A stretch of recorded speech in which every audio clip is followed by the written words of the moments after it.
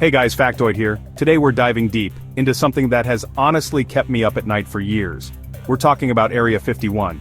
I know, we've all heard the stories, but what if I told you that the reality is so much darker, so much more twisted than anything we could possibly imagine? We're going to be looking at the top 10 most mysterious, most terrifying secrets about this place, and trust me, these are things they don't want you to know. The government, the men in black, whoever they are, they've worked so hard to keep this all under wraps. So, get your tinfoil hats ready, maybe grab a snack, because we're about to go down a rabbit hole that leads straight to the middle of the Nevada desert. I've spent weeks, literally weeks, digging through declassified documents, whistleblower testimonies, and some really creepy forums on the dark web to piece this all together. What we're going to talk about today isn't just theory. It's a collection of puzzle pieces that, when you put them together, paint a picture that is honestly, truly horrifying. This isn't just about little green men, it's about power, secrets, and a level of deception that is almost unbelievable. I'm genuinely a little nervous to even be making this video, to be honest. It feels like we're treading on some seriously dangerous ground. But you guys know me, I can't let it go. We have to ask the questions. What are they doing out there in the middle of nowhere? What secrets are worth this level of protection? Let's find out together. This is 10 Area 51 secrets they hide. Okay, so first up on our list is something that it gives me chills thinking about it. We all see the base from satellite images, right? The hangars, the runways, the weird buildings. But what if that's just the tip of the iceberg? Like literally. Insiders and former employees have whispered for years about a massive, sprawling network of secret underground tunnels beneath Area 51. We're not talking about a few little corridors, we're talking about a subterranean city. A labyrinth stretching for miles and miles, connecting different parts of the base and maybe even other secret facilities across the country. Imagine it. A whole world hidden from the sky, hidden from everyone. Why would they need something so extensive, so deep underground? Some sources say these tunnels are used to transport highly classified projects or even non-human personnel, without any risk of being seen. Think about the sheer scale of engineering required for that. It's a level of secrecy that goes beyond just hiding a new plane. It's about hiding an entire world, a secret society operating right under our feet, completely off the grid and away from any prying eyes. What are they moving down there in the dark? Alright, so this one is the classic, the one that started it all, the idea that they are experimenting with alien technology. But guys, it's so much more than just a rumor. The story that just won't die is that the infamous Roswell crash of 1947 wasn't a weather balloon but an extraterrestrial spacecraft. And where did the wreckage and maybe even its occupants supposedly end up? You guessed it, Area 51. For decades, the theory has been that the brightest minds in the country have been working in total secrecy to reverse engineer this technology. Think about the implications of that. If they could figure out how an alien anti-gravity propulsion system works, or how to harness their energy sources, it would change everything. The technological leaps we've seen in the last 70 years, stealth technology, fiber optics, night vision, so many people believe these are not human inventions, but rather watered-down versions of alien tech that they've managed to figure out. They're not just studying it, they're trying to replicate it, to weaponize it. It's like they were handed the ultimate cheat code for technology, and they've been keeping it all to themselves. So, if you have a secret base where you're testing out experimental aircraft, maybe even alien spacecraft, what's the one thing you're bound to have? Sightings. And oh my god, the area around Groom Lake is the world's #1 hotspot for UFOs. It's not even a debate. For decades, pilots, local residents, and tourists have reported seeing things in the sky that just defy explanation. We're talking about lights that move at impossible speeds, make hairpin turns that would crush any human pilot, and then just vanish into thin air. The official explanation is always the same. It's just a weather balloon or swamp gas or a test flight of a known aircraft. But the eyewitness accounts are too consistent, too numerous, and too bizarre to be dismissed that easily. These aren't just little dots of light. People describe triangular craft, silent, hovering orbs, and boomerang-shaped objects that move with a purpose that seems intelligent. Are these people all lying, or are they getting a glimpse of what's really going on inside the base? Maybe they're seeing test flights of the reverse-engineered craft we just talked about. Or maybe, and this is terrifying, they're seeing the real thing. Okay, let's set aside the alien stuff for just a second, because even without it, Area 51 is terrifying. This base is the birthplace of some of the most secret and advanced military aircraft in history. We're talking about black-budget projects, programs so secret they don't officially exist. The government denies their funding, their purpose, everything. The U-2 spy plane, the SR-71 Blackbird, the F-117 Nighthawk stealth fighter, before they were ever revealed to the public, they were developed and tested in the skies over Area 51.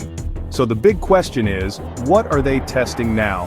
What kind of unimaginable technology is flying around that desert today that we won't know about for another 20 or 30 years? Rumors circulate about hypersonic spy drones like the Aurora, a supposed successor to the Blackbird capable of flying at over Mach 5, or even more advanced unmanned craft that can operate in both the atmosphere and in space. These aren't just planes, they're instruments of power, designed to give the US military an edge so significant that no one else can compete. And we, the taxpayers who are probably funding it, have no idea they even exist. You can't have this many secrets without some serious security, and the measures around Area 51 are on a whole other level. It's literally one of the most heavily guarded places on the planet. The perimeter is marked with warning signs, threatening the use of deadly force, but that's just the beginning. The ground is covered with motion sensors, pressure pads, and long-range listening devices. If you take one step onto the restricted land, they know, immediately, and they will be there in minutes. The perimeter is patrolled by the infamous camo dudes in their white pickup trucks, who watch everyone from the distant hills with high-powered optics, and that's just what you can see. The airspace above the base is the most restricted in the world, a no-fly zone known as the Box. Any pilot who strays into it faces immediate and severe consequences. This isn't just about keeping curious tourists out, this is a level of security designed to stop foreign intelligence agencies, spies, and anyone who might get a lucky look at what's inside. The paranoia is tangible. What are they protecting that is worth this kind of fortress? Now we're going to get into something really dark. With a place this secret and this heavily guarded, there are bound to be stories of people who got too close, who saw too much, and who disappeared. Over the years, there have been a handful of chilling accounts of hikers, amateur investigators, and even former employees who have vanished in the vicinity of Area 51. The official reports might say they got lost in the harsh desert or met with an accident, but the timing and circumstances are just too suspicious. These stories circulate in hushed tones among conspiracy circles. People who claim to have evidence, who were about to go public with what they knew, suddenly go silent. Their websites go down, their families say they just left, and they are never heard from again. Is this just a tragic coincidence? Or is it a deliberate chilling warning to anyone else who might think about exposing the secrets of Area 51? It paints a picture of a shadow organization that will go to any length, literally any length, to maintain its secrecy. It's one thing to have guards and fences, but it's another thing entirely to make people disappear. This one sounds like it's straight out of a comic book, but stick with me because it's a theory that has some surprisingly deep roots. The conspiracy is that Area 51 isn't just a base for aircraft, it's a center for weather control experimentation. Think about it for a second. What's the perfect way to keep people away from an area or to obscure a secret test flight from prying eyes or satellites? Create a sudden, localized, and freakishly intense sandstorm. Or, a thunderstorm that appears out of nowhere on a clear day. The technology for cloud seeding has existed for decades, that's public knowledge. But theorists believe what's happening at Area 51 is far beyond that. They point to strange weather patterns and anomalies that seem to center directly over the base, documented by independent weather watchers. They talk about technologies like HAARP, but on a much more powerful and focused scale. The ability to control the weather is the ultimate weapon. You could create droughts, floods, hurricanes. You could cripple an entire nation without ever firing a single shot. And what better place to test that kind of power than in the middle of an empty, restricted desert? Okay, let's dive back into the deep end. This theory is one of the most wild, but also one of the most persistent. What if the government isn't just studying alien technology, but is actively collaborating with extraterrestrials? There are whistleblowers who have come forward with incredible stories claiming that Area 51 is the site of secret, ongoing diplomatic meetings between high-level US officials and alien beings. People like Phil Schneider, a geological engineer who claimed to have worked on deep underground bases, spoke of treaties between our government and different alien races. According to these stories, there was a deal struck. The aliens would provide us with advanced technology, and in return, we would allow them to operate on Earth, conduct abductions, and use our planet for their own purposes, all under a veil of complete secrecy. It's a terrifying thought, that our own government sold us out, that the secrecy surrounding Area 51 isn't to protect us, but to protect them and the treaty. It would explain the obsession with keeping it hidden, the advanced technology, and the alleged abductions. It would mean that we are not in control and that the real power players aren't even human. This is a really disturbing one, and it's based on actual lawsuits and documented evidence. Former workers at Area 51 have come forward with horrific health problems, cancers, skin diseases, respiratory failure, which they claim are the result of their work at the base. In the 1990s, a group of them sued the government, alleging they were forced to dispose of unknown, highly toxic chemical and radioactive waste in massive open-air burn pits. They described burning bizarre materials that produced strange colored smoke and noxious fumes. The government's response was shocking. They didn't deny it.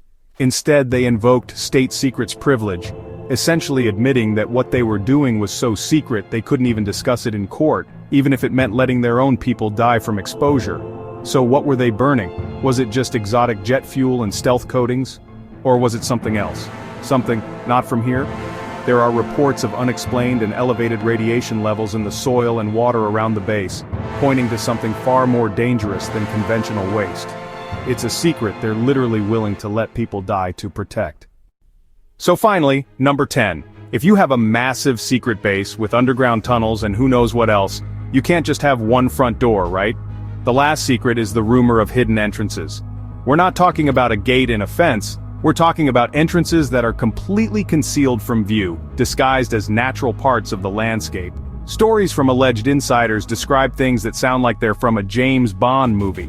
Entire sections of a mountainside that slide away to reveal a tunnel large enough for a truck, or a hangar door that's perfectly camouflaged to look like a patch of desert sand from above. These rumors are fueled by strange features seen on satellite maps, odd geological formations that look just a little too perfect, or roads that lead directly into the side of a mountain and then just stop. It suggests a level of access and egress that is completely hidden. It means that things, and maybe beings, could be coming and going from Area 51 without ever using the main runways or gates that everyone is watching. It's the final layer of the onion, a secret within a secret, ensuring that even if you're watching the front door, you'll never, ever see what's really going in and out the back. And exhale. Okay, that was a lot. My head is literally spinning right now. From secret underground cities and reverse-engineered UFOs to weather control and treaties with aliens, it's overwhelming. The one thing that's crystal clear is that the official story is not the whole story. There is something happening at Area 51 that is so important, so world-changing, that the government has created an impenetrable fortress of secrecy around it. They use threats, intimidation, and legal loopholes to hide the truth. But the truth has a way of getting out, piece by piece. So now I have to turn it over to you guys.